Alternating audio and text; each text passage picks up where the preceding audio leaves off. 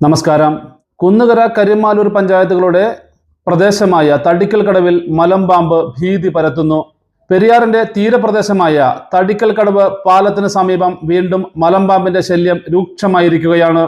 കഴിഞ്ഞ രണ്ടാഴ്ചക്കിടയിൽ പലതവണ ഇവിടെ കൂറ്റൻ മലമ്പാമ്പിനെ കണ്ടതായി കുളിക്കാൻ പുഴയിലെത്തിയവർ പറഞ്ഞിരുന്നു. കിഴക്ക് ഭാഗത്തു നിന്നും മലമ്പാമ്പ് തടിക്കൽ കടവ് ലിഫ്റ്റ് ഇറിഗേഷന്റെ മോട്ടോർ ഷെഡിന്റെ ഭാഗത്ത് കാട് മൂടിക്കിടക്കുന്ന സ്ഥലത്തേക്ക് അതിവേഗം പോകുന്നതായാണ് പലരും കണ്ടത്. ഇവിടേക്ക് ഇഴഞ്ഞു നീങ്ങിയാൽ പിന്നെ എങ്ങോട്ട് മറഞ്ഞെന്ന് കാണാനും കഴിയില്ല. പുഴയോട് ചേർന്ന് കിടക്കുന്ന പ്രദേശമാണ് ഇവിടെ. ഈ പ്രദേശങ്ങൾ പുല്ല് വളർന്ന് കാട് പിടിച്ച് കിടക്കുകയാണ്. ഇതിനിടയിലാണ് ഇന്നലെ രാത്രി 7 മണിയോടെ പുഴയുടെ തീരത്ത് പൂട്ടിക്കിടക്കുന്ന ഹോട്ടലിന്റെ ക്യാഷ് കൗണ്ടറിന് സമീപം ഇവിടെ എത്തിയ യുവാവ് മലമ്പാമ്പിനെ കാണുന്നത്.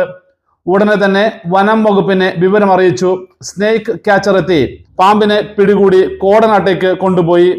എന്നാൽ ഇന്നലെ പിടിയിലായ മലമ്പാമ്പ് സാമാന്യം വലുപ്പം കുറഞ്ഞതായിരുന്നു. ഇതിനെയല്ല കഴിഞ്ഞ ദിവസങ്ങളിൽ ഈ ഭാഗത്ത് കണ്ടതെന്ന് ദൃക്സാക്ഷികൾ പറഞ്ഞു.